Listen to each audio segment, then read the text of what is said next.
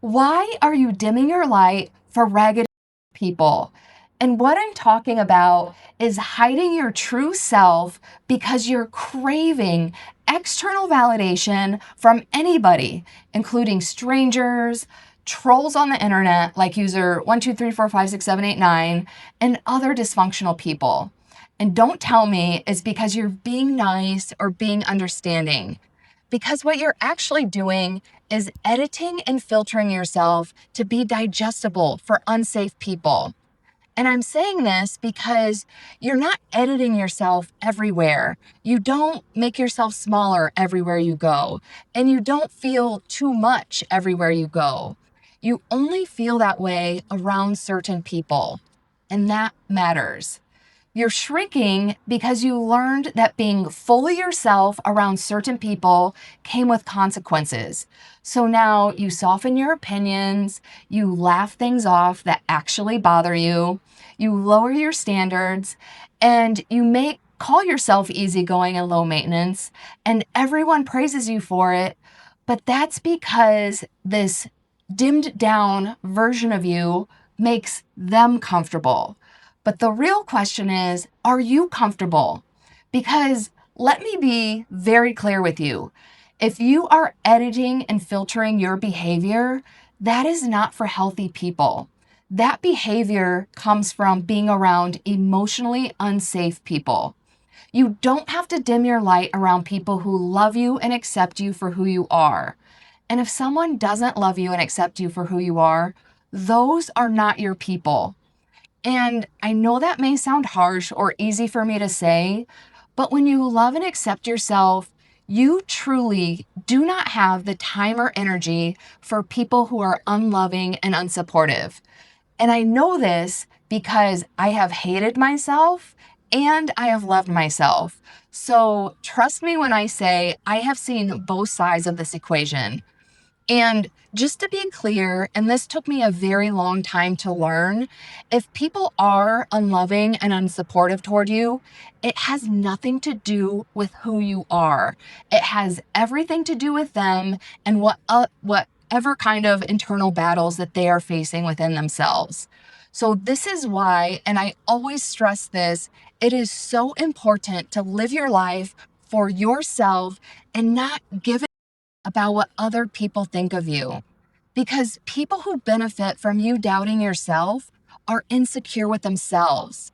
People who call you too much, they don't want to look at how little they're living and how scared they are of their own lives because they're basic as shit and full of shame about not doing anything with their lives.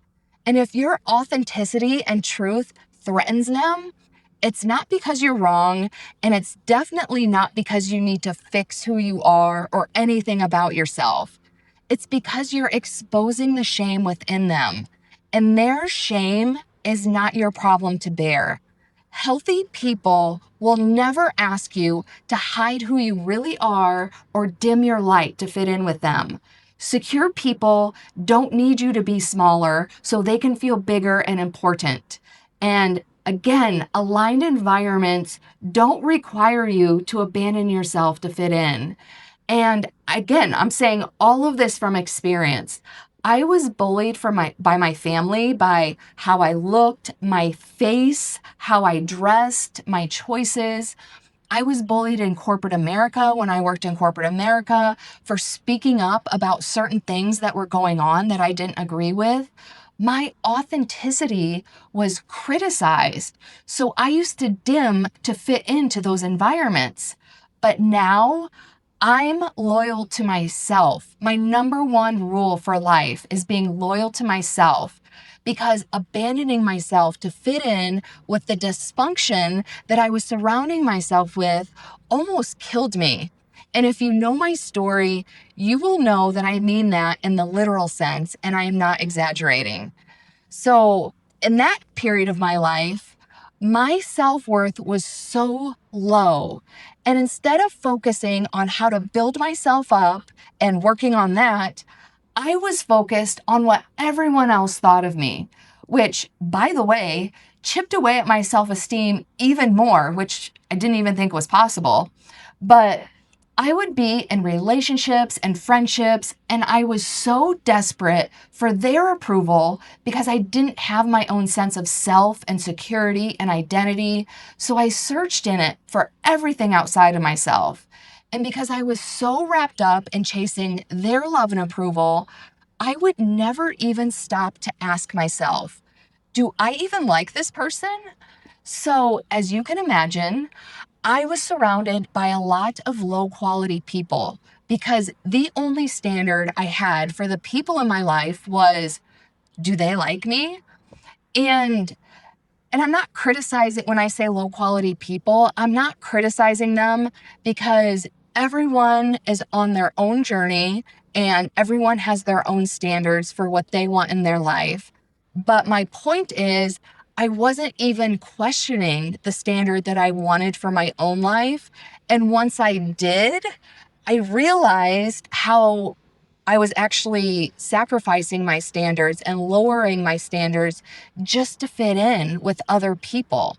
So if someone didn't like me, I would get all down on myself and think that something was wrong with me. And I'm telling you, this is a really dangerous way to live because my happiness was totally dependent on the approval of others. And when your happiness depends on external validation, you are not free because you are a slave to other people's opinions. And again, other people are dealing with their own things. So how they were treating me or how other people treat you has nothing to do with us. But it's a vicious cycle, and I'm telling you, it's a miserable way to live. And this is why so many very smart and self-aware people still feel stuck. It's not because they lack information, and it's definitely not because they're broken. It's because their self-worth is totally outsourced. So if you're exhausted, resentful, and quietly angry while you think you're being understanding and nice, it's not because you're broken. You are not the problem. It's because you keep choosing to survive in rooms that you've already outgrown. And that's okay, because you can choose differently now. So let's talk about the cost of being low maintenance so that you can be accepted, because there is a cost and you are the one paying for it. You pay for it with resentment. You pay for it with overthinking. You pay for it with constantly checking yourself because you think something is wrong with you. And worst of all, you pay for it by never feeling fully seen by who you are, because in these environments, you don't feel safe being seen for who you are. And making other people's comfort more important than your own only leaves you exhausted, unhappy, and unfulfilled. So here's what you need to know. You don't need confidence to raise your standards. You need self-trust. And trust me, the confidence will follow. And high standards, they don't require you to be healed. They don't require you to have your shit together. All it requires is honesty with yourself. Because if you can take an honest look at your life and think about what your values are and what it means to live in integrity with yourself, and be honest with yourself about what is draining you, and be honest with yourself about who are you shrinking for, and more importantly, why are you shrinking for them? Because this is about deciding that comfort in your own skin matters way more than being palatable for other people. And this goes back to the core issue of your emotional and physical safety should always be your top priority in life. Because when you're loyal to yourself and happy with yourself and proud of who you are and living in integrity and being the best possible version of yourself at any given time, you are respecting your own emotional safety. And that is how you learn to trust yourself. So I want to say this gently because it matters. You didn't learn to hide who you are because you're weak. You learned it because at one time it was actually working out for you. Because when you were a child or a teenager and under legal guardianship of your parents, this was a behavior strategy that kept you safe. It kept the peace and it helped you belong. And if you think about it, it's actually very intelligent that you came up with this survival strategy because it was adaptive. And again, at the time, you were just protecting your emotional or even physical safety. But the problem is, now that you're an adult, this is an outdated behavioral strategy pattern. So you're not wrong for learning the pattern because, again, it was actually very smart and adaptive.